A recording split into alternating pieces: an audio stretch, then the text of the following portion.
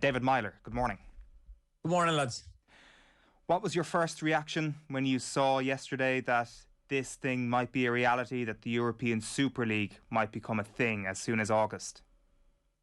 I thought it was a disgrace, shambles. Obviously they're talking about, doing this, the founding 12 teams or whatever, and then they're basically untouchable. So whatever happens to them is, Super League happens, that if those 12 teams, lose all their games, they can't be relegated. There's just no buzz to it. I really do hope that the Premier League kick them out, UEFA banned them and all that. I think it's a disgrace, to be honest. Can I ask, how do you feel as a Liverpool fan? Say it again, sorry? How do you feel as a Liverpool fan? You're disgusted. Liverpool is a club that's, built on its tradition, its history, the great success. It's kind of like, the people's club in a way. The amount of Liverpool fans that rally around the club, the motto, "You'll never walk alone," and all this. And it just seems that, certainly with the Liverpool owner, of course he's American, they're kind of going for this, the NFL franchise, what they're trying to do. It's just pure greed. And it's unbelievable. I'm still trying to wrap my head around the whole thing. I'm flabbergasted by the whole lot. It's the same. It's not just Liverpool though. It's Manchester United. And then Gary Neville makes wonderful points. He talks about it, like Liverpool and Manchester United are the two biggest clubs in the UK, and the history that they have throughout their footballing times. It's just a shame that it's just become pure money and it's greed. It's remarkable. In some ways, is it a little bit naive to think that Manchester United still had that connection to what football should be about in England?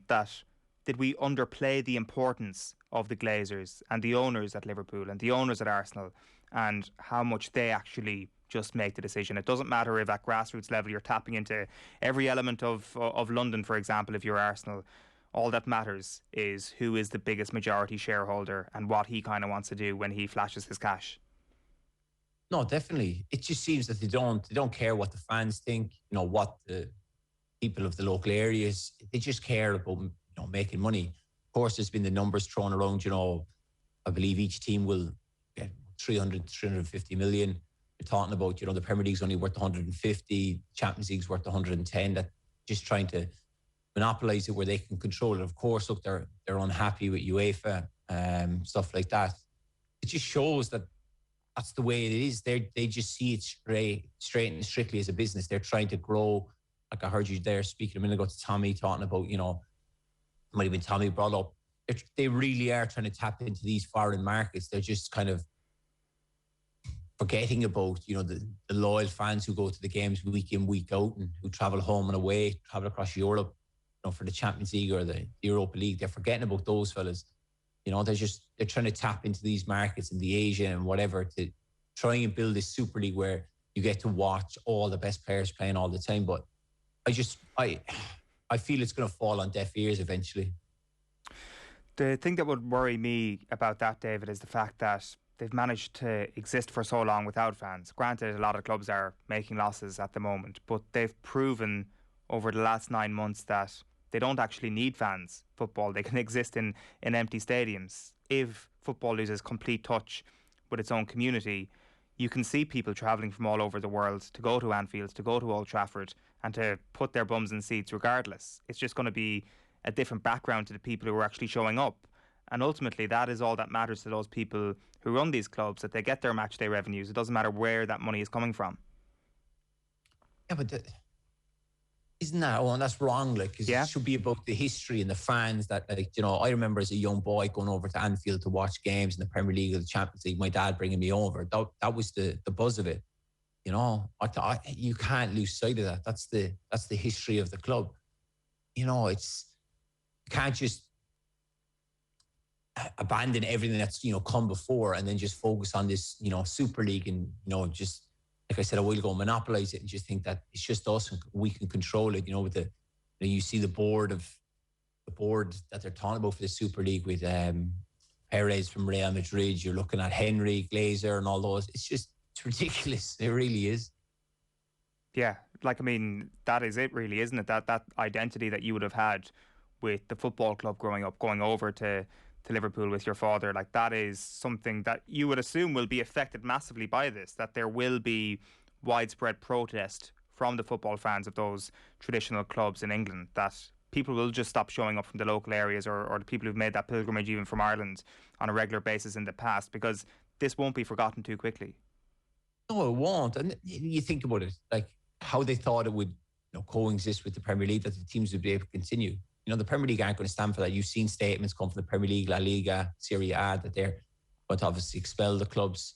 I hope they do it, because what is the Premier League without those teams? The kind of that success that, Leicester had a few years ago, which is then they get into the Champions League. But all these stories are kind of gone. It's like everything is just being thrown out the window, just out of pure greed for money. It's no consideration for, the Championship, League One, League Two, all the way down. And it's the same for, the other countries like Spain and Italy. It's hard to kind of wrap my head around. I can't believe these conversations have been happening, that they're talking about, like, obviously exploring this idea, and now they're really, going for it. You could see all the clubs have dropped out of the ECA. It's just crazy. When you say the Premier League should expel the clubs, like, is that something that, like, is it a points deduction? Is it actually just removing them from the Premier League and just kind of leaving them off, cutting them loose, cutting the 6 clubs loose from the Premier League? I'd get rid of them. Just get rid of them if they want to, obviously go ahead with this and make it happen, thinking that they can control it. Then just get rid of them. It's not right for English football. Look, or if it's Italian teams or Spanish teams, it's not right for those leagues. Like, fair play to Germany. I know they're predominantly fan owned or whatever, but they have investment from the fans. These are just, as you said a while ago, these are American owners who are just thinking about how can they line their pockets. They feel that this is the next step for their clubs to obviously progress and bring more money in. But I'd get rid of them. Just get rid of the clubs, because it's just a disgrace. Gary Neville was talking yesterday about wresting the control back from these rich club owners. So if we take your idea to its conclusion, you have a Premier League where these teams no longer exist. Is that an opportunity then for English football to reform its entire ownership structure, to move towards a more German model? I'm by no means a legal expert on this, and I'm sure the horse has bolted well beyond the top 6 here, David. But if that becomes a reality, like, is it time for England to reconsider how its football clubs are owned? Because you might be able to wrestle back some sort of touch that you might be able to get with the communities. I'm not going to sit here and pretend I know I have all the answers, whatever. Of course, look, these owners that we mentioned have brought in, they bring in a lot of investment. They bring in, they go and sign the best players, which makes the Premier League one of the most exciting. Well, it is the most exciting league in the world. It's the most watched. There's no getting away from that. I think there needs to, like Gary Neville talks on, an independent regulatory, looking after everything. I do think he's got a point that we can try and somewhat control it. Look, Liverpool, I'm a Liverpool fan. I benefited from it, from the players that they've been able to bring in. You look at Manchester United, of course, Chelsea, Man City would be the ones who've come in the last, 20 years of, not so much Man City, but from big investment that they've been able to bring in players to win titles, which made it more exciting. But what is the Premier League without, certainly Liverpool, United, Chelsea, Arsenal, Manchester City, okay, Spurs, not really sure how they've gotten into it. They don't exactly have the big track record, but that just shows Daniel Levy probably playing his hand in that. But what is the Premier League without those? When I was promoted into the Premier League with Hull, those are the games you look forward to.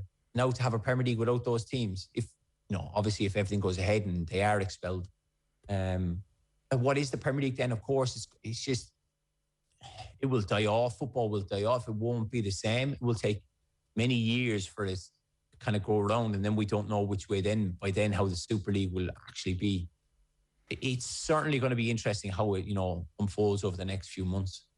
Is there any way in your mind, that there is even a tweak to this, that it works, or that it's more palatable for what Gary Neville was saying yesterday, or to the people who run the other Premier League clubs, for example? I don't know, really. I don't see how they can coexist. Talking about obviously continue playing the Premier League on the weekend. If I'm right, obviously we're still getting all the information, but they're talking about playing midweek. I love the Champions League. It's kind of, you can see the Champions League has become over years about money that, I think it was Danny Mills was talking not so long ago, and he says, why is it, the top 4 English teams get in or whatever? It's the Champions League. It should be the champions. It does make a point, and they've tried to expand it. Now these clubs are looking to we are the biggest clubs of each league, so we want to form our own thing. But I think it kills the buzz. It's not what the fans want. It's just wrong. Everything about it just stinks of money and greed and trying to, have power and have control. And it's a prime example of foreign owners, whether it be, American, Russian, or whatever, just trying to have control and looking at how can we, bring in more money to this football club? How can I line my pockets with more money?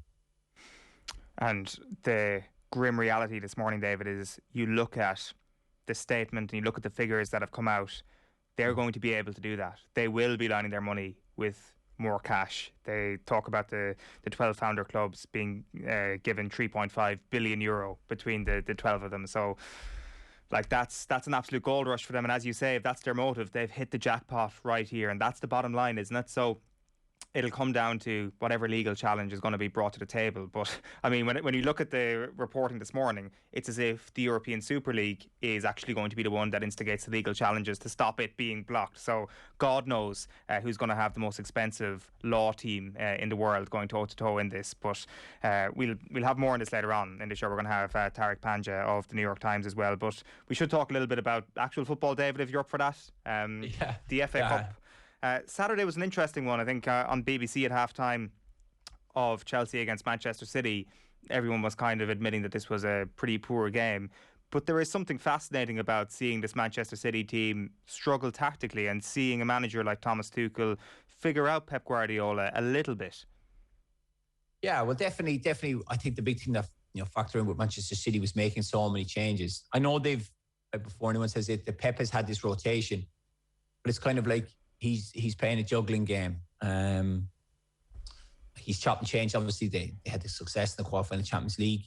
Look, they're 8 points ahead of United. I know United fans will be grabbing onto that bit of glimmer of hope, thinking that potentially we could go and we could win this. But certainly, I think he got it wrong, Pep. I think I would have liked to seen him play, kind of your Mahrez, your Bernardo, Foden. I would have liked to seen them start the game.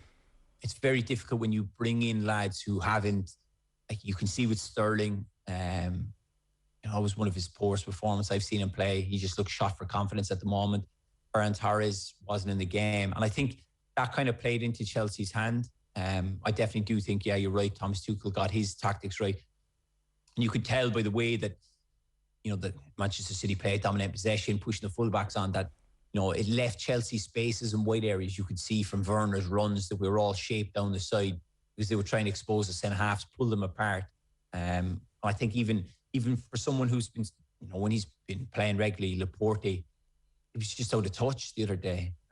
He looked all over the place, which is very, very unlike him. But definitely Chelsea fully deserved it. Manchester City probably will be kicking themselves, but at the end of the day, I think they're purely settled on winning the Premier League and, of course, winning the Champions League. But at the same time as we were just talking, we'll see. It'll be interesting to see if this Super League thing causes any problems with that, because they're talking. I don't know if you saw it, but there was something saying hand PSG Champions League trophy. No. I mean, like PSG and UEFA, they're PSG are in UEFA's good books, to say the very least. I know of all teams that are owned by people. You know what I mean? Like. They've said, no, we're not going to sign up for it. We're going to stay in France. It's just unbelievable. Yeah. Like maybe that's their best chance of ending their Champions League curse, is by actually just being the good boy in all of this and actually just shutting up and staying in UEFA for a little bit longer. It's interesting when you talk about Werner, for example, and just how he epitomises this Chelsea pace on Saturday. Like when it comes to the Tuchel system, they are going to come up against mass defences quite a bit when they go to challenge for the Premier League title next season, assuming the Premier League is normal next season. Is that something that might come up against him? But at the same time, when it comes into the Champions League quest this season, coming up against top quality teams, if they've got 3 games left, for example, coming up against high lines, this Chelsea attack is unbelievably dangerous. Oh, no, they have exceptional players. And I do think, right, these players have become a little bit more settled to English football. It's been, look, it was well documented how poorly they performed under Frank Lampard, and inevitably that's why he lost his job. But I think you could just see with Tuchel, there's someone who's been, a manager a bit longer than Frank, who's more experienced. If you saw Monday Night Football, where I think it was Carragher drew on it, who did, Frank doesn't have that experience of dealing with that. And you could see with Tuchel, someone who's been around a bit longer, that he's been able to just tweak and change, a few things. I definitely think Werner's playing a lot better. Of course, look, his statistics in front of goal aren't great. He's able to find more in him. And look, this Chelsea attack, like you said, Ziyech, it was interesting to listen to his interview. I think it was Jeff Shreves asked him, are we seeing the best of you? And he just kind of said, no, I'm getting there. If you look at it, when he came over, he had COVID, he was injured, kind of like the Dutch league had stopped a long time. I do find he is starting to get up to speed with things now. They do have some quality players. You look at the rise again of Mason Mount, who just seems to be kicking on time after time. They've just got quality all around. And I definitely do think that they do have a chance of winning this Champions League. One player just I wanted to touch on, David, is Jorginho, who seemed the playing embodiment of Sarri ball. And after Sarri left, people were like, well, what is Jorginho's role here? And under Lampard, it was kind of the same. Under Tuchel, he seems to have rediscovered himself. I think with Jorginho, Jorginho is a type of player that if I don't want to, how can I say this? You need to understand what his role is. He's not a Kante. He's not, a Modric in a sense. Jorginho is only there to control the tempo of the game. If you look at the positions he picks up and how he gets on the ball, like when you spoke there about Sarri ball, if you remember back to his time when he first came to Premier League, he was averaging 120, 130 passes a game. A lot of people then moan, kind of going, well, he's only playing sideways and backwards. But a lot of the time, a fella like him needs to get on the ball in order to shift defenses around the place. Now, if you're winning or if you're drawing, that's fine. If you're losing, then it can be seen as a negative approach because he's just trying to control it where it's only 5-yard passes, the centre-half get it, turn, go out. He's trying to basically shift, opposition players out of their formation and destruction that they're in. I'm a big fan of his. I think Tuchel has seen that. If you look at like in his PSG team, he had, Verratti was a similar type, albeit Verratti's better what he does. But he's certainly the one that he wants in the team just to kind of control the tempo. That's someone who can put a foot in the ball when everything's a bit frantic. You've seen that the other day against Manchester City. He's one of the players who wants to get on it, knock it about, just take the ball, kind of calm everyone down. And when you have a player who'll take the ball anywhere and who's comfortable on it, it kind of controls that, franticness of everyone running around, but it also just adds a bit of calm to the other players. And I do think he's a massive part of Tuchel's plans going forward. Is that having a big impact on Kante and his better performances then as well? Yeah, probably. I think, look, there's been a thing about Kante, certainly even going back to Sarri, he's not played in his natural position of that holding midfielder. They've kind of, that's unique. Kante is the best of what he does, going and winning the ball back, keeping it simple. We've seen him with France, how good he is, certainly before under Conte at Chelsea. I think now he's kind of, like Tuchel said, he was excited to, work with him and manage him. It seems like he's just looked at what is Kante good at and can we get him doing that? And you've seen that now that he's just getting him to do what he is very good at. And that's how you'll get the best out of Kante. You touched on it there, David, but it does seem that there is now a very noticeable drop-off between Pep's first choice 11 and his not first choice 11. When Pep plays roulette now, at this point, you can know how it lands, how the game is eventually going to go. There's a couple of players who perhaps the fact that they haven't been played in big games, maybe that lessens their confidence a little bit and then their performances have dipped. But the depth that we would have pointed towards when it came to Manchester City a couple of months ago maybe isn't as strong as we thought. I think it still is as strong. I just think it shows that they're not playing, some of the players aren't playing regular football. Like they're not up to speed. Like you look at, the teams he played against Dortmund, you knew they were his starting 11.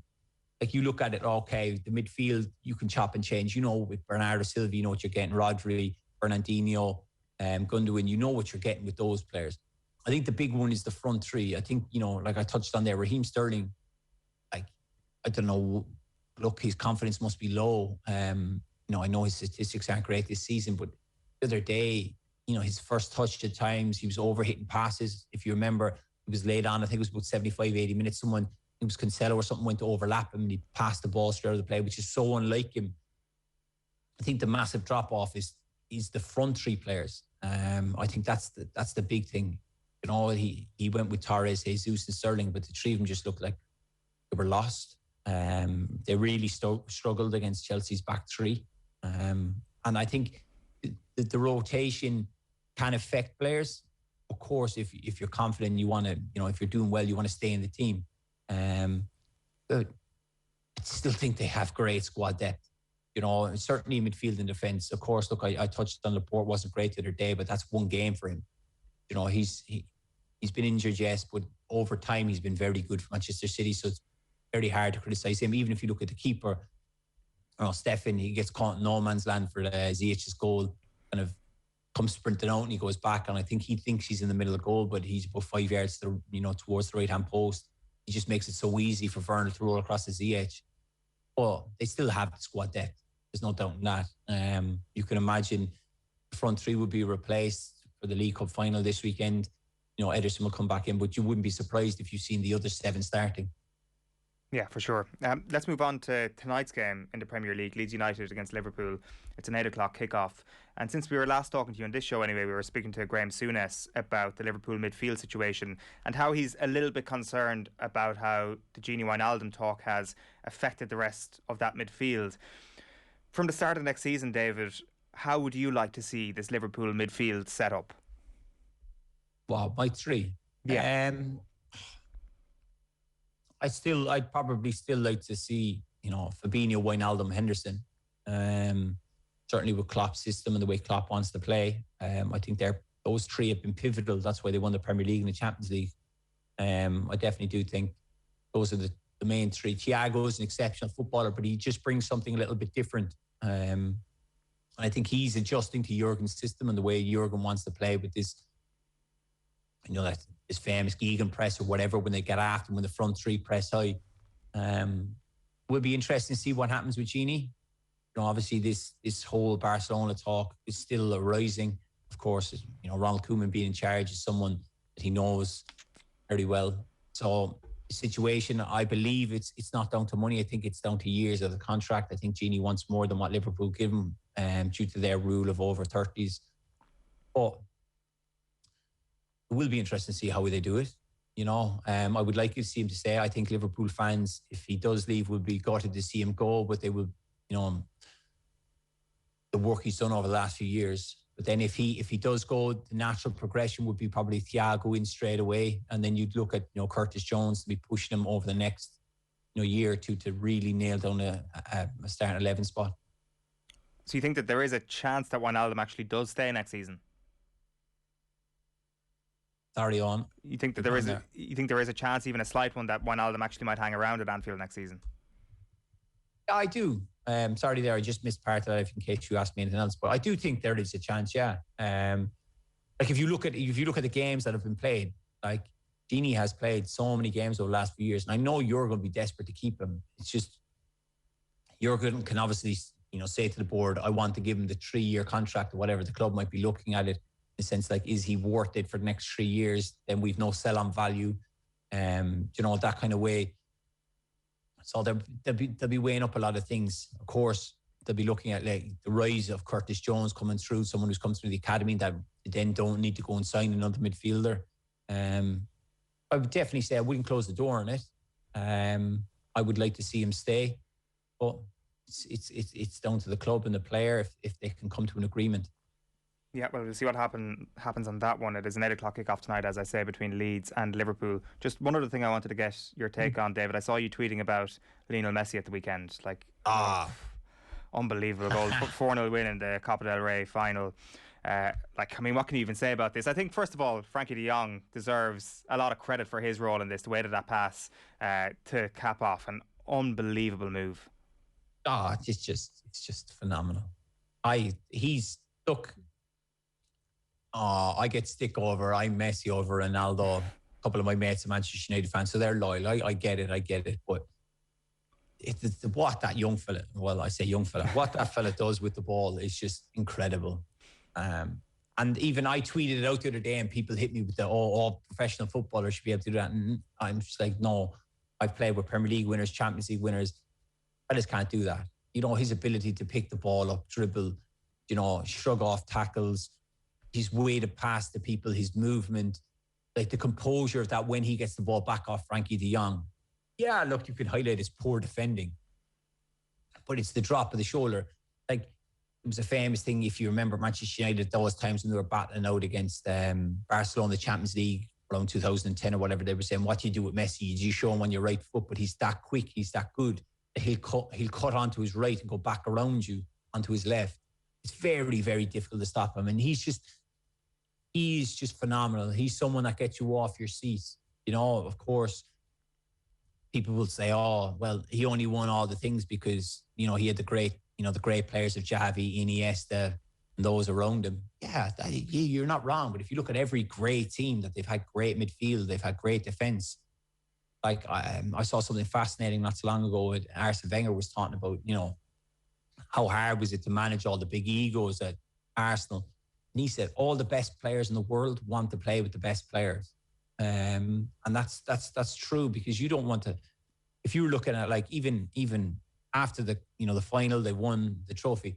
All the players were asking for Messi for photos with him with the trophy. It just shows that, you know, they're in awe of him, like I would be, but they're not at the level where they can carry the water alongside him. Do you know what I mean? They're obviously these young up and coming talents. They're wonderful young players. Yeah. We hope that we see them get to the level that we want them to. But Xavi, Iniesta, and them Messi didn't have to worry about them, nor did they have to worry about Messi. They were always going to take care of their business. Now it's a case of the mantle is falling onto Messi. And even with Ronaldo, to a certain degree, you look at him at Juventus, they brought him in to win the Champions League. Like, he's trying to do everything, but you still need your team to, you know, come along with you and do more. And I definitely like Messi. Pure enjoyment watching him. Yeah, without question. David Meyler, great stuff as ever. Thanks a million. Cheers, lads.